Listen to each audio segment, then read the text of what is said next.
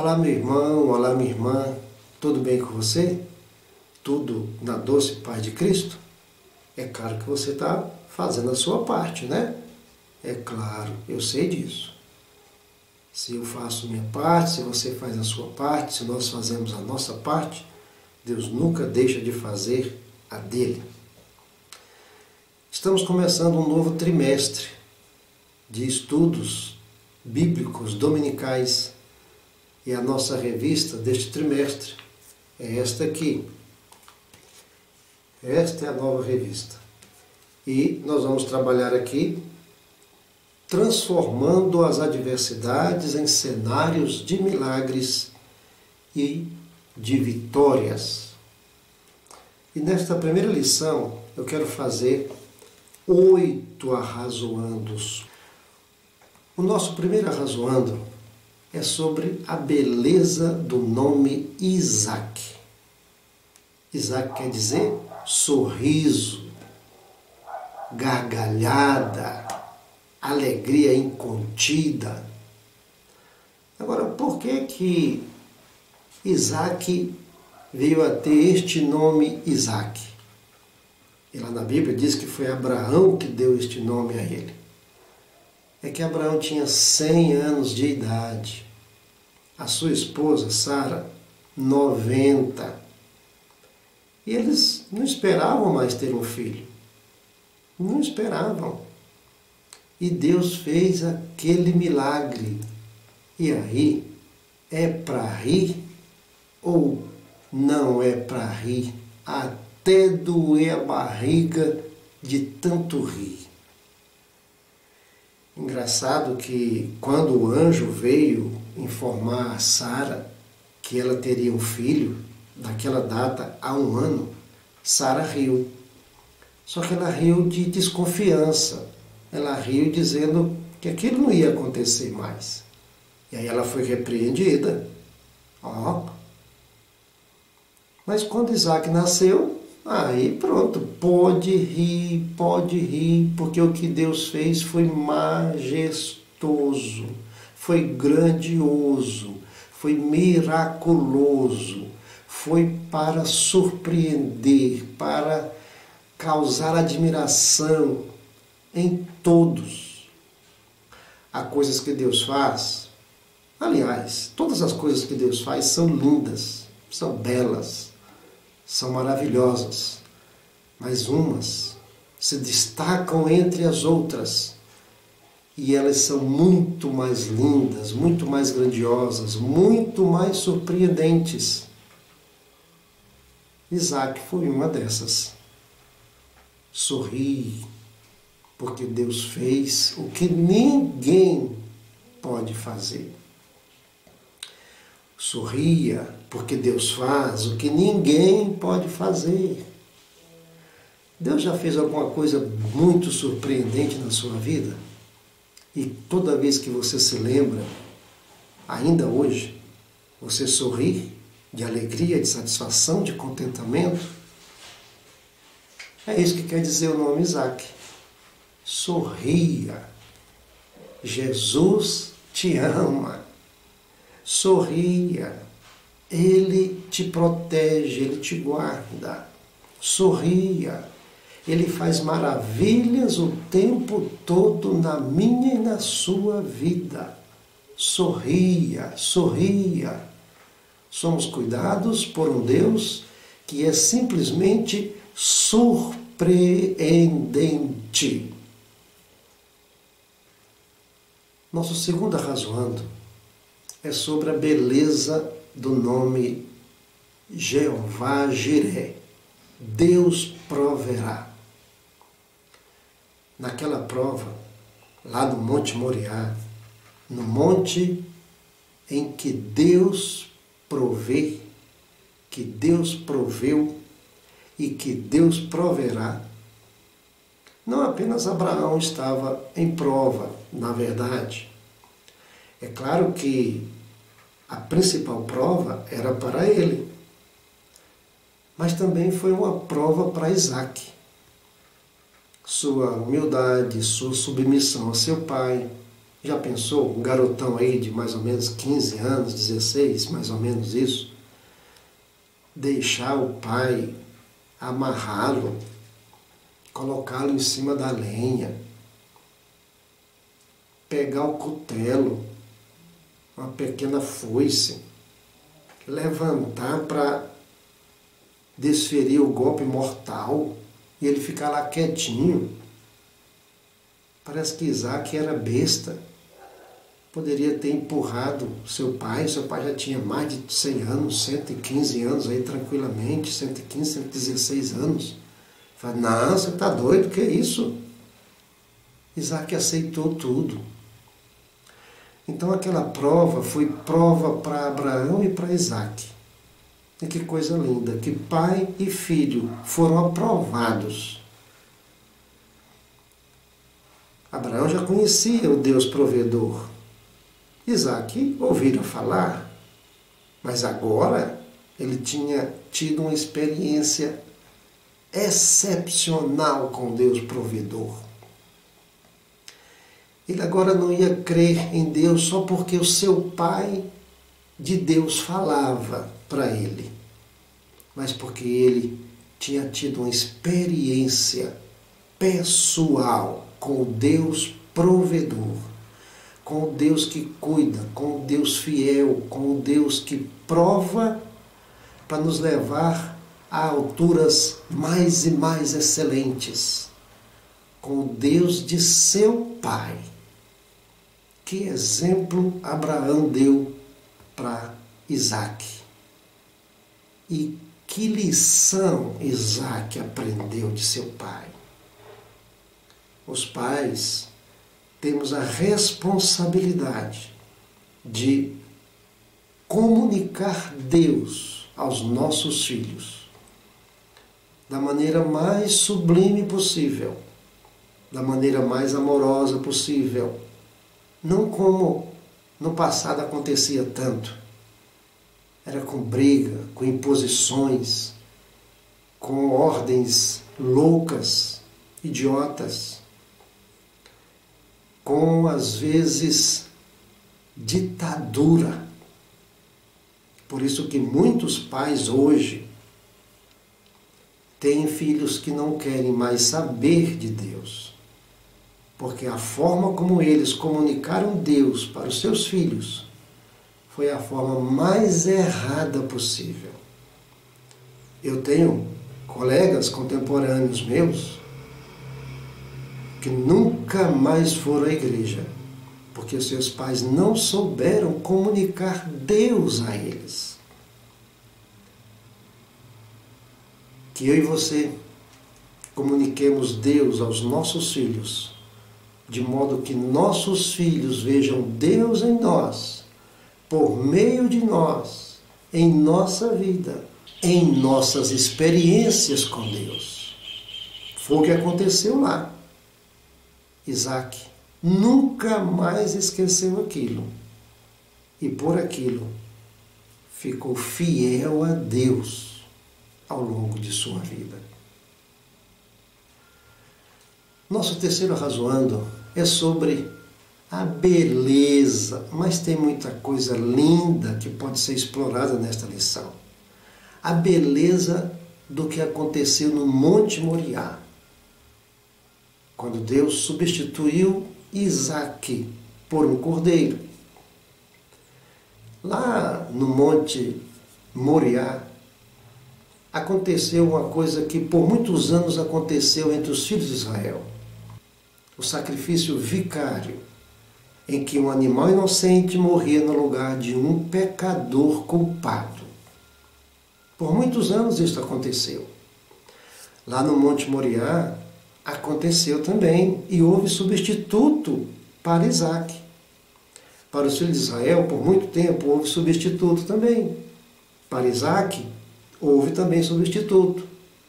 Mas lá no Monte Calvário, não houve substituto. Ninguém poderia substituir o Cordeiro de Deus.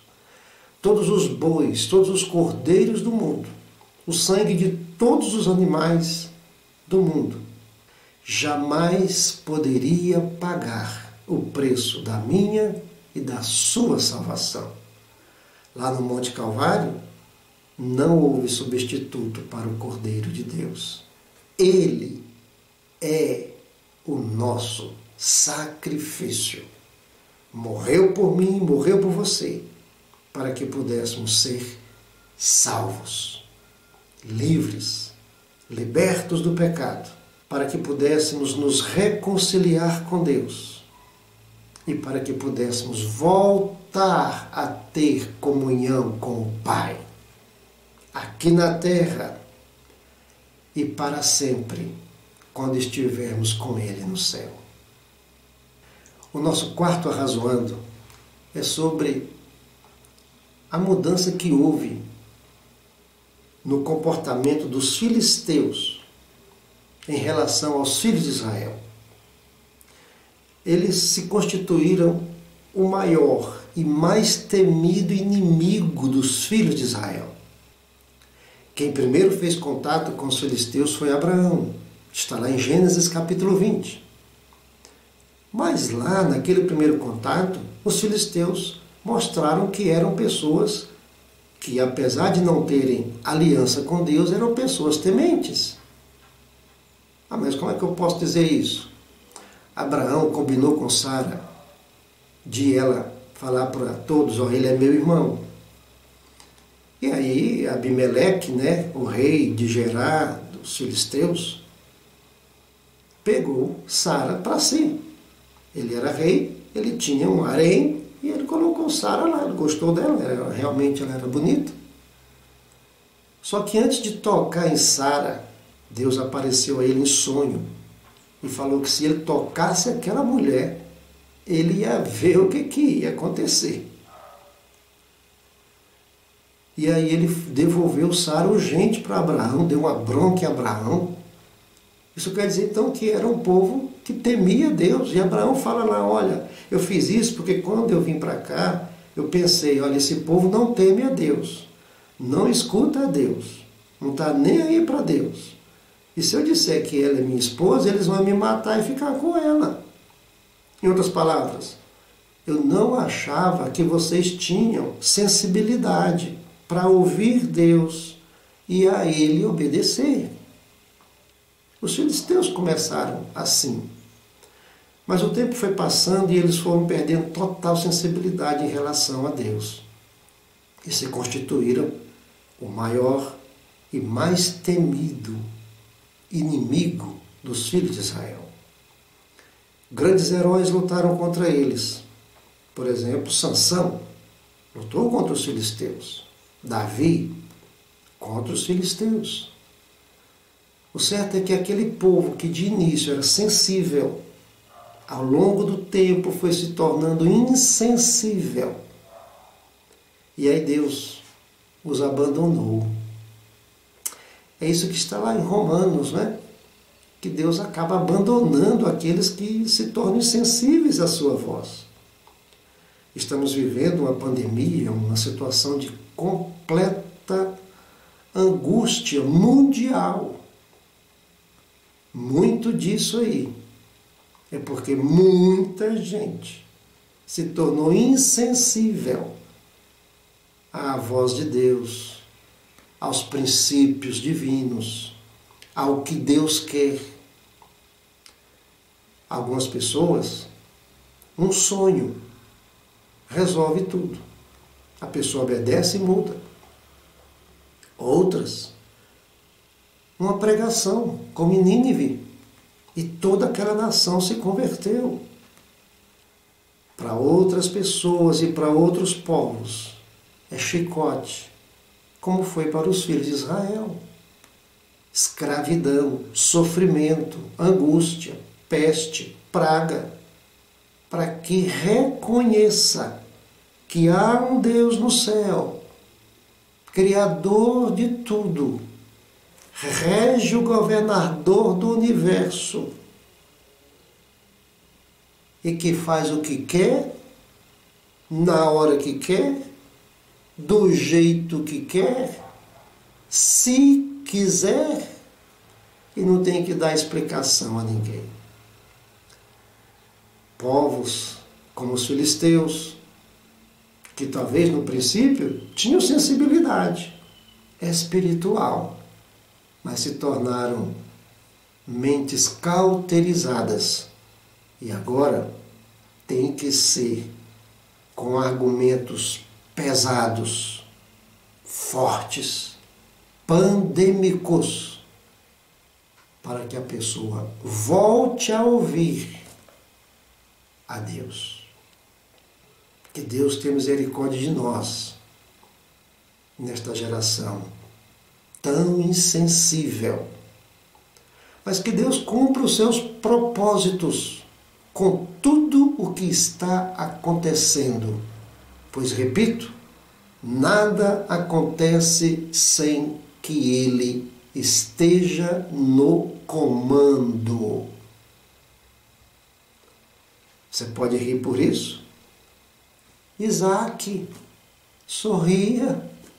Deus está no comando. Nosso quinto arrazoando é sobre nossas decisões. São elas que norteiam a nossa vida. São elas que marcam o nosso presente. São elas que garantem o nosso presente. E são elas que nos abrem as portas para o futuro, que pode ser um futuro abençoado, abençoador, ou um futuro triste, escuro. Isaac decidiu deixar-se nas mãos de seu pai, até a hora de ser imolado. Foi uma decisão dele. E Deus o honrou sobremaneiramente. Isaac decidiu ficar em Gerar, na terra dos filisteus, porque Deus falou para ele ficar lá. Teve dificuldades lá, teve problemas lá, mas Deus mandou ficar lá, ele lá ficou. Deus o honrou. Decisões certas ou decisões erradas, todas as nossas decisões têm consequências. Decisões certas, consequências que vão nos levar às bênçãos de Deus. Decisões erradas, consequências que vão nos levar para longe de Deus. Nós temos a maior decisão errada da história, do universo, lá em Gênesis. Adão e Eva. Que decisão errada! Quantas consequências! Eles escolheram, seus filhos escolheram, logo um mata o outro, e ainda hoje nós colhemos. Olha as consequências daquela decisão no Éden. A melhor decisão, a maior decisão, a decisão mais certa do universo foi a de Cristo. Eu vou, Pai, entregar-me pelos homens, pecadores, desprezíveis, que não merecem, mas eu vou. Oh, decisão acertada! Oh, decisão que mudou a minha e a sua vida! Oh, decisão que mudou a história do universo! O primeiro Adão, decisão errada. O segundo Adão, decisão certa. O primeiro Adão levou-nos para o caos. O segundo Adão levou-nos e leva-nos para a glória eterna. Tudo por causa de decisões. Nosso sexto arrazoando é sobre a seguinte afirmação: inveja nunca faltará, e invejosos nunca faltarão. Nunca. Os filisteus tiveram inveja de Abraão. Ele prosperava na terra dos filisteus. Os filisteus também vão ter inveja de Isaque. Isaque prosperou lá também. Então inveja e invejosos nunca faltarão. O maior exemplo de uma pessoa que sofreu inveja no Velho Testamento é o exemplo de José, filho de Jacó. E na próxima lição nós vamos tratar um pouquinho disso. O maior exemplo de uma pessoa que sofreu inveja no Novo Testamento é a história de Jesus, que em alguns aspectos até se assemelha à história de José. Os da casa de José é que tiveram tanta inveja deles. Os da casa de Jesus, os judeus da sua casa, da sua família, da sua descendência, foram os que tiveram inveja dele também. José perdoou os seus irmãos. E Jesus perdoou também, em uma proporção muito maior. José enfrentou tudo e foi levado à glória. Sofreu, mas foi levado à glória. Jesus, não há um nome dado entre os homens pelo qual sejamos salvos. Seu nome é o nome maior dentre todos os nomes. E diante dele, não apenas, como José sonhou, seus irmãos, seus pais iriam se ajoelhar diante dele, diante de Jesus. Todos hão de se curvar, todos hão de reconhecer que Ele é o Senhor, ajoelhados para a glória de Deus Pai. Naquele dia, querendo ou não, vão se ajoelhar. Agora aqui, podemos decidir nos ajoelhar ou não. Mas uma coisa é certa, aqueles que aqui já se ajoelham, naquele dia, terão muito mais prazer em se ajoelhar. E aqueles que aqui não se ajoelham, naquele dia, querendo ou não, hão de se ajoelhar. Aqueles que aqui já se ajoelham, naquele dia, também vão reinar. E aqueles que aqui não se ajoelham diante dele, naquele dia, serão lançados no lago de fogo e enxofre. Então a melhor decisão é já se ajoelhar diante dele aqui. Nosso sétimo Arrazoando fala sobre aspectos do dia a dia de Isaque, do seu caráter, da forma como ele lidava com as coisas. Por exemplo, ele herdou uma grande fortuna de seu pai. Seu pai era rico. Ele herdou uma grande fortuna de seu pai. No entanto, a história de Isaque, e você pode conferir, principalmente lá no capítulo 26 de Gênesis, ele era um homem trabalhador. E nada de jogar as coisas fora, nada de prodigalidade. Ele era disposto e econômico. A preguiça e a prodigalidade acabam com qualquer fortuna. A disposição e a economia fazem fortuna.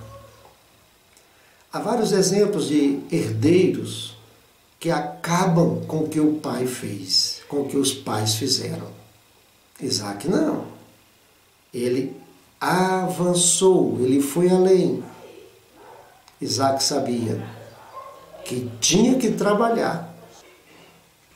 Isaac nos ensina que neste mundo consumista, economia e disposição fazem fortuna.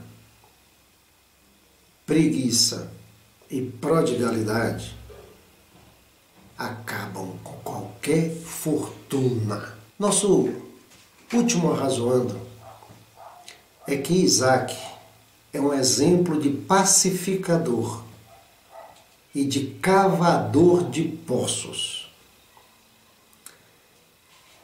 Na busca de evitar problemas, brigas, confusões, encrencas, sangue de barata. Na busca de glorificar a Deus, de honrar a Deus e de fazer a nossa parte para que Deus, por misericórdia, faça dele sangue de leão. Este era o lema de Isaac. Foi assim que ele procedeu. E ele cavou vários poços.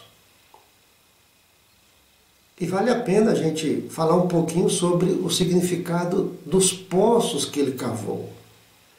O primeiro poço que ele cavou e os filisteus tomaram chamava-se Ezeque, contenda. Brigaram pelo poço, ele entregou, não, fica aí, é seu. Foi avante, cavou um outro poço, deu a ele o nome de Sitna. E os filisteus foram lá também de novo e tomaram. Sitna quer dizer inimizade. Ele poderia ter brigado. Não, tudo bem, fica aí, vou cavar. A terra é grande, eu tenho muito espaço aqui. Cavou o terceiro poço. E deu àquele poço o nome de Reobote, que quer dizer espaço, largueza. E por aquele poço os filisteus não brigaram. Então ele falou, bom, então agora eu fico aqui, tenho espaço para crescer, tenho espaço para avançar. Cavou um quarto poço e deu àquele poço o nome de Seba. Por aquele poço também os filisteus não brigaram. E Seba quer dizer, sabe o quê? Abundância. Sabe o que a gente pode entender com todos esses poços que Isaac cavou e não brigou por nenhum? Na cabeça de Isaac havia uma mensagem só. Aquilo que for meu, meu será. Cavou Ezeque, brigar, toma, esse não era para ser meu. Sitna, brigar, toma, este também não era para ser meu. Reobote, não brigou não? Opa, este é meu. Seba, não brigaram não? Este é meu. É claro que às vezes nós temos que correr atrás dos nossos direitos. É claro, não podemos ser bobos, mas também é claro que no mundo espiritual e na nossa relação com Deus, às vezes, como disse Paulo, o perder é lucro, é ganho. Por isso, repito, na busca de se evitar problemas, de se evitar encrencas, de se evitar confusão, tenha sangue de barata, meu irmão. Não, eu sou nordestino, eu sou baiano, eu sou paraibano, eu sou pernambucano, eu não levo desaforo para casa.